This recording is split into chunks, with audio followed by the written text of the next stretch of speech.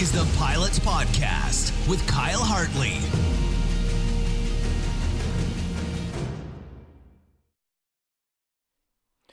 What's up, podcast listeners? This week's episode is with Nick Priest. Once again, this is part 2 of 4 out of the episodes we recorded with him. Today's episode is focused on airline cadetships and how to get into one. It's really crucial for anyone right now in university or high school who is thinking of doing the same to listen or watch this podcast. Nick drops a lot of good facts and tips about how he was able to succeed in getting a role as a second officer on a 787. So please enjoy. I'll start you off with asking Nick about university. Have a good Monday. And you went to university and went through that way to get your... Same route as us. Yeah. Would you recommend that over just going from school straight into flight school and doing it that way? My personal, I guess, I don't know if advice is the right word, but I don't know, in this day and age, like with cadetships available, that is definitely the quickest way to get into an airline. Yeah. Because it's tough. But as I said to you guys, I don't know if we're recording or not, but I'm not something like special or anything. So honestly, I believe if I can do it, like anyone that really sets their mind to it can. Yeah.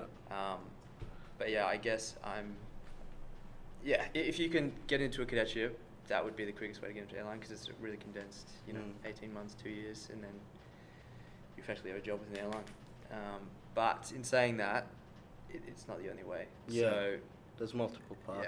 Yeah. Would you what would you say to like people who are now like in high school looking at aviation or in university currently studying aviation? What would you say like a bit of advice to try and like seal that cadetship or actually get the job over those 100 others who you think are like way smarter and way better? Like how do you set yourself apart, I guess, would be a good way to put it. Yeah, that's a good question. How did you prepare for your application?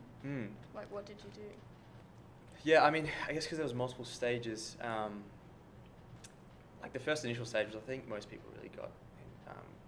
Progressed to the next stage after that was like writing a one-page type essay about why you thought the cadetship was a good or bad idea. Right. And then you had, I guess maybe I'll quickly summarize. I guess day one of the assessment was really doing mental arithmetic and physics and science type questions and stuff like that. So for me, I there's like, even if you actually Google it, like I don't know, cadetship skill test or something like that. Yeah. Like I basically Googled that and then, practiced my mental arithmetic and sort of did some science and physics homework and stuff like that. Yeah. Because I mean that like, it's hard. That part of it, it's probably hard to set yourself apart. But then I guess the day 2 is really probably where you can sort of do that because that's mainly based around group interviews and then an individual interview. Yeah. Okay. So, I mean, I guess to note with the group interview, like it's funny, a lot of people think they're looking for the person that's sort of standing out and leading. Yeah. But they're not necessarily looking for that. Yeah. They're just obviously like... Kind of in the middle. Yeah, there was actually a guy in my group who was really like that, who was really like standoutish and like trying to force his own opinions on everyone. He actually didn't get in. So, I think because, a good captain will take everyone's advice. Yeah.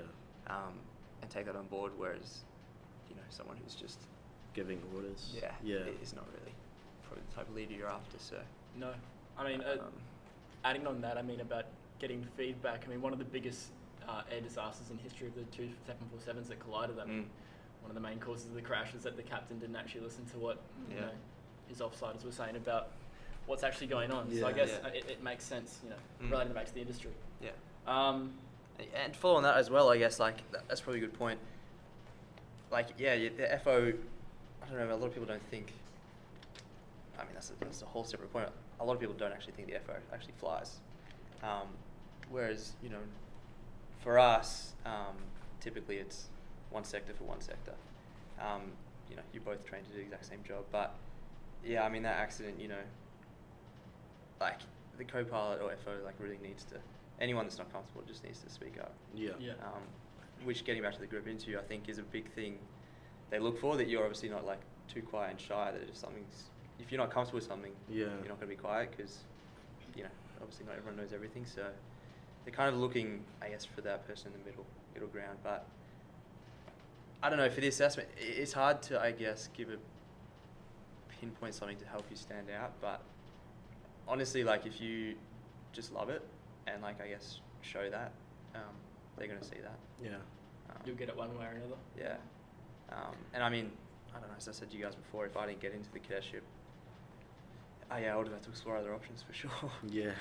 That's the scary thing. I mean, like, there are heaps of cadetships that are thrown at us, but they're just so limited. Yeah. And you hear about this pilot shortage and everything else, but Yeah. it's like still, I mean, they take, I think, Like they'd have like 500 spots and you'd Yeah. have like 18,000 applications Yeah. or something. Yeah. still very limited. I mean, like, they make it sound, or it is, like, 700,000 pilots needed by 2030 or 2040. Yeah. And there's still, like, these programs which is like, you need the best of the best, which is a Yeah. bit, I mean, I actually came here, like, 5 years ago or something. I had, like, a drive for aviation, because I went on, like, an introductory flight. And from then on, I loved it. I'm like, yeah, I'll be a pilot. And I came here, and I went to, like, attend some lecture with Dad about doing the aviation course, and some, like, guy who was, like, I don't know, 20 or something, he, like, turned around, and, like, here's small little me, he turns around, he's like, you're not going to be a pilot, and, like, just how tough it is. I'm like, oh, okay, all right. And it's, like, killed me. And I was like, oh, well, Yeah. I'll be a firefighter, or, I don't know. Oh. And then, Yeah. but, like, we've kind of, like, moved back into it now. Like, there actually is a pilot shortage. And Yeah. I need them now. Yeah. It's funny, I read a similar fact, actually. That Boeing actually said that the next 20 years they're expecting they need 790,000 pilots, It's just insane. with 1/3 in the Asia Pacific region. So, Yeah.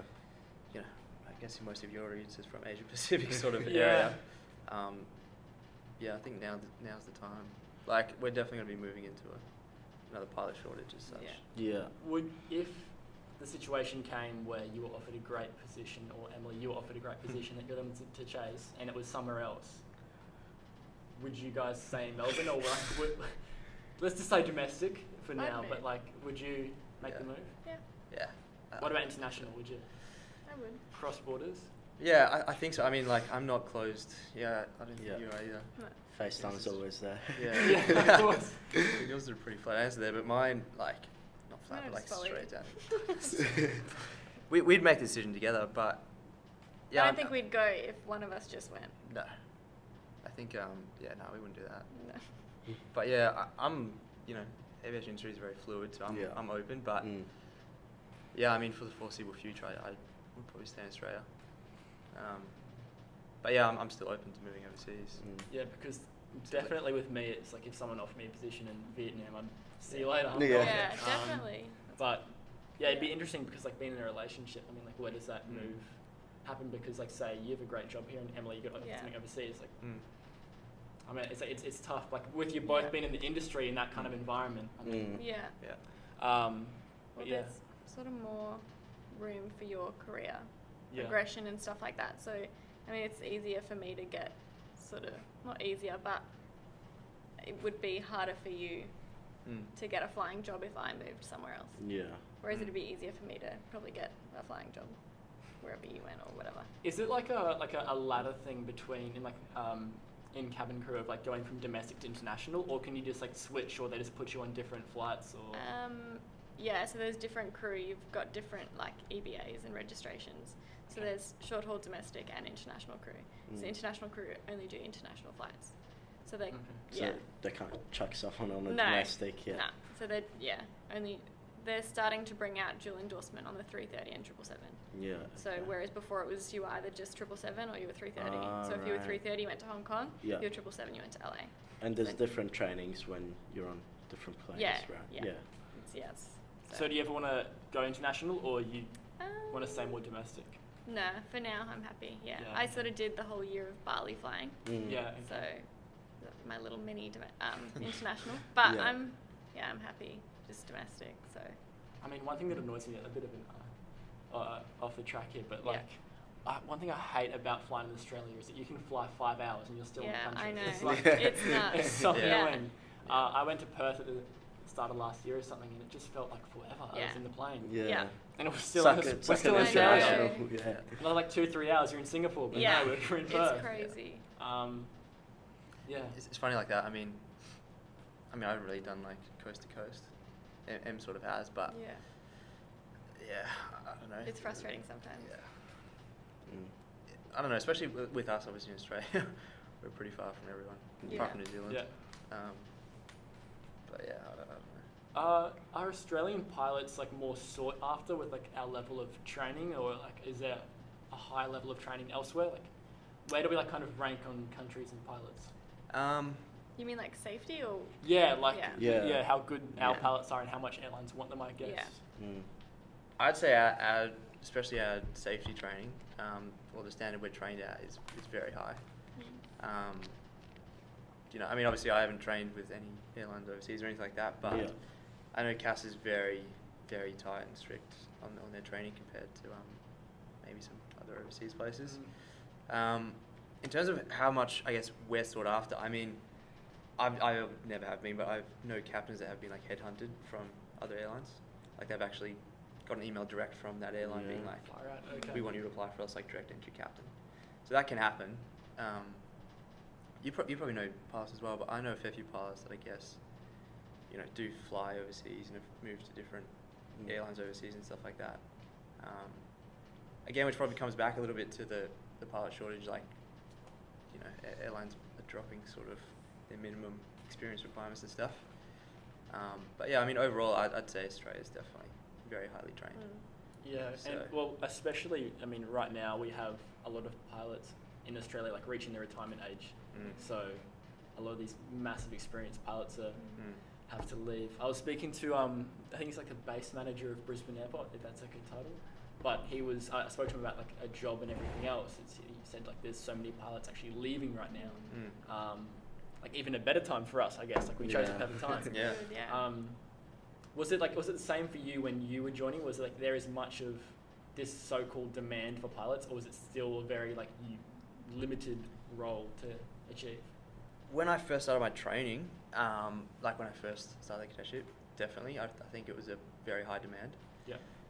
When I actually finished, everything had kind of really slowed down. Like there's actually guys who were actually getting worried, because the cadetship, you never really have a guaranteed job until you sign a contract, but it's as guaranteed a job as you could have. There was actually guys that were scared that they weren't, they were going to lose everything, and obviously, aviation is an expensive industry, so you just spend all this money, you've got this massive debt, Yeah. and now you're not going to have a job at the end of it. Yeah. I know a lot of guys were actually sort of started looking, backup plans and stuff. Yeah. Whereas me personally, I kind of just, mainly probably because of my dad, because, he said just hold out, Just do it's it. going to turn back around. So yeah, I ended up waiting myself. It was almost 12 months before I got the phone call offering me a position officially. So, myself, like I travelled for a few months and stuff because it was a pretty intense 2 years. So I took some time off and then, got a job and started. So what was that phone call like, and then like the first flight, I guess, being out in the runway? Yeah, it was still pretty surreal. Like you kind of knew it was eventually coming. Yeah. But then when it finally did, it was a pretty big relief. Like at the time I got a phone call, like we, I guess we're just getting 787s. So I actually got a phone call offering me, because we've been waiting for so long, they said we have a 787 type rating starting in a month, which you're going to go onto that, or you can keep waiting for a 320 slot. But it could be 6 months, could be 3 months, they didn't know. Yeah. So I debated probably for a few days on the decision, but as you guys probably know, I ended up choosing the 78. Yeah. Which is just kind of like the industry, just kind of take what comes. Thank you everyone for listening to the Pilot Podcast. Episode 6 was a blast with Nick and Emily, so I thank them for jumping on. I will see you guys next Monday for another episode. Until then, please subscribe from wherever you're listening. We have podcasts running on YouTube, Apple Podcasts, Spotify, and Google Podcasts. I really do appreciate your time with us, and I'll see you next week. Thank you.